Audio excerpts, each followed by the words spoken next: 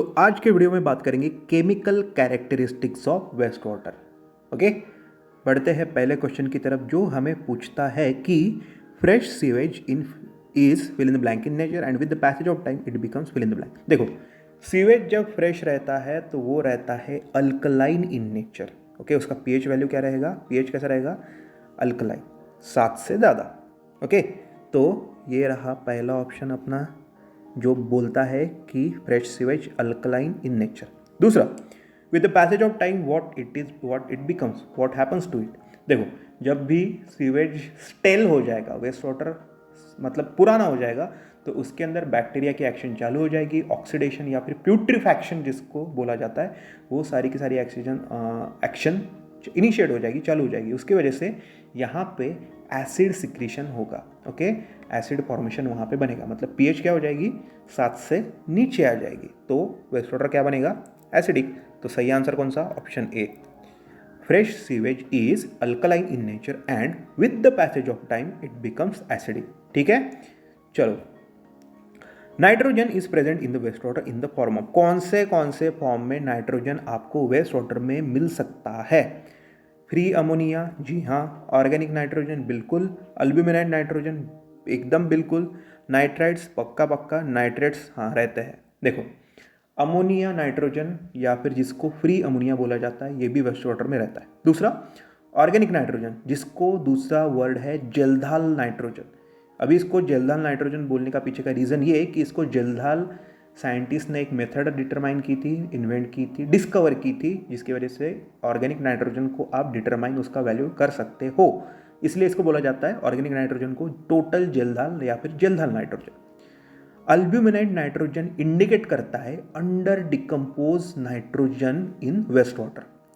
उसके बाद nitrites, nitrites का रहना इंडिकेट करेगा पार्टली डिकम्पोज, मतलब थोड़ा थोड़ा डिकम्पोज ऑर्गेनिक मैटर।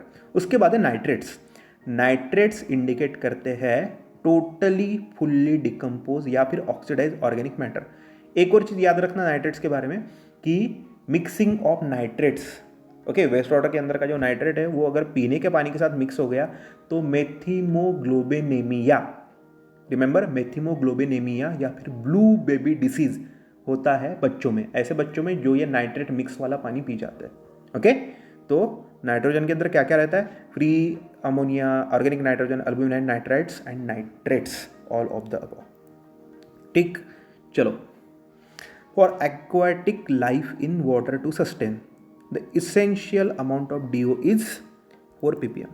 देखो, अगर पानी के अंदर की फिश या फिर फ्लोरा एंड फौना ये सारा आपको करना है, सस्टेन वहाँ पे मेंटेन करके रखना है, तो मिनिमम कम से कम 4 ppm DO वहाँ पे मेंटेन करके रखना है। अगर 4 ppm से नीचे गया तो वहाँ का फ्लोरा फौना का जो बैलेंस है, इकोलॉजिकल बैलेंस है, वहाँ पे उनकी जो बायोडाइवर्सिटी है या फिर जो भी उनका इकोलॉजी है वो पूरा पूरा डिस्टर्ब हो जाएगा, फिश मारना चालू हो जाएंगी, प्लांट वहाँ पे सस्टेन नहीं होने वाला। तो 4 ppm याद रखना, 4 ppm DO। Fill in the blank is the main by product of anaerobic decomposition of organic matter present in waste water. Answer is ammonia. Ammonia बनता है जब आप ऑर्गेनिक मैटर को एनारोबिक वे में डिकम्पोज करते हो। ओके, CH4 और ammonia ये गैसियस स्टेट में रहता है। ठीक है, उसके बाद organic ammonia present in waste water is determined by, अब भी हमने देखा था शायद second question, Kjeldahl method. Kjeldahl ने इस मेथड को इन्वेंट किया था, डिस्कवर किया था करके, उसको जलधाल नाइट्रोजन भी बोला जाता है ऑर्गेनिक अमोनिया को। ठीक, चलो, बायोकेमिकल ऑक्सीजन डिमांड या फिर जिसको शॉर्टन किया जाता है BOD is carried out for, क्यों करेंगे, determine the quantity of oxygen required for biological stabilization of organic matter. Yes, organic matter कितना प्रेजेंट है इसका पैसिव मैनर का रिप्रेजेंटेशन है कि उसको सड़ाने के लिए, उसको ऑक्सीडाइज ना, सड़ाने के लिए से बेटर वर्ड है ऑक्सीडाइज, ऑक्सीडाइज करने के लिए ऑक्सीजन लगेगा कितना, जितना ज़्यादा ऑक्सीजन लगेगा उतना ज़्यादा क्या आप समझेंगे कि उसके अंदर ऑर्गेनिक मैटर प्रेजेंट है। उससे ही पता चलती है हमें strength of sewage. Strength of sewage का मतलब क्या, जितना ज़्यादा उसके अंदर ऑर्गेनिक मैटर प्रेजेंट रहेगा उतनी ज़्यादा उसकी स्ट्रेंथ रहेगी। ठीक है, तो करके BOD हमें ये भी इंडिकेट करा देती है, करके हमें BOD कैरी आउट करना पड़ता है। तीसरा सबसे important, assessing treatment efficiency of various treatment unit. Sewage treatment plant के अंदर जितने भी ट्रीटमेंट यूनिट्स है उसका एफिशिएंसी वो सही से काम करता है या नहीं करता है, ये देखने के लिए वहाँ पे बीओडी टेस्टिंग इंपॉर्टेंट है। फॉर एग्जांपल लेट्स से यहाँ पे एक एक्टिवेटेड स्लश प्रोसेस का यूनिट है, ओके। तो यहाँ पे ये हो गया इनलेट, यहाँ पे ये आ गया आउटलेट। तो यहाँ के सैंपल की जो अंदर जाने वाला इनलेट के सैंपल की बीओडी चेक करेंगे और ट्रीटमेंट वगैरह पूरा होने के बाद आउटलेट पे बीओडी चेक करेंगे। तो क्या पता चलेगा, लेट्स से यहाँ पे बीओडी था 200, यहाँ पे आने के बाद आ गया कितना 100। तो क्या हो गया, हमें पता चला कि आपके एक्टिवेटेड स्लज प्रोसेस यूनिट की इफ़िशियंसी है 50%। क्यों? क्योंकि इसने 200 की वैल्यू 100 पे कर दी। अगर 200 से 100 तो 100 से भी कम अगर कोई वैल्यू आ जाए तो इसका मतलब क्या, उसकी इफ़िशियंसी ज़्यादा है, ओके। तो इसका मतलब क्या हुआ कि ट्रीटमेंट की इफ़िशियंसी अगर किसी भी वेस्ट वाटर प्लांट के अंदर की यूनिट का चेक करना है तो बीओडी रन करके देखो, बीओडी टेस्ट करेंगे इनलेट के वेस्ट वाटर सैंपल की, आउटलेट के वेस्ट वाटर सैंपल की, और दोनों में कंपैरिजन करके क्या बता सकते हो कि इतना इतना परसेंटेज इफिशियंसी इस ट्रीटमेंट यूनिट का, इस डिवाइस का है। तो ऑल ऑफ द अबव करेंगे टिक, ठीक। चलो आगे चलो। Generally BOD of waste water sample is express for fill in the blank days and fill in the blank degree Celsius temperature. देखो ये स्टैंडर्ड है, BOD 5 @ 20 degree Celsius.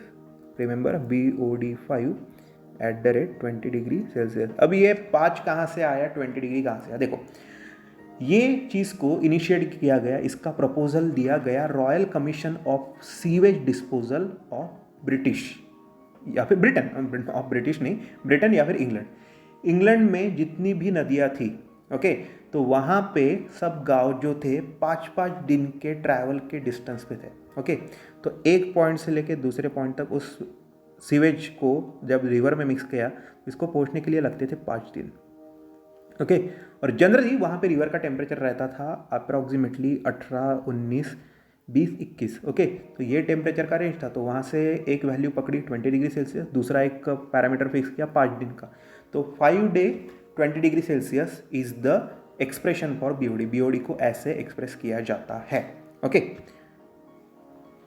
In first stage BOD and second stage BOD organic matter that is oxidize is fill in the blank and fill in the blank respectively. देखो पहले stage का BOD रहता है, responsible रहता है उसके अंदर का कार्बोनेशियस मैटर का डिकम्पोजिशन, ठीक। दूसरा फेज रहता है नाइट्रोजनस का, ओके। पहला स्टेज कार्बोनेशियस, दूसरा स्टेज नाइट्रोजनस। याद रखना, स्टेज 1 कार्बो, स्टेज 2 नाइट्रो, ठीक। Option B is the one. Ratio of 5 day BOD to ultimate BOD.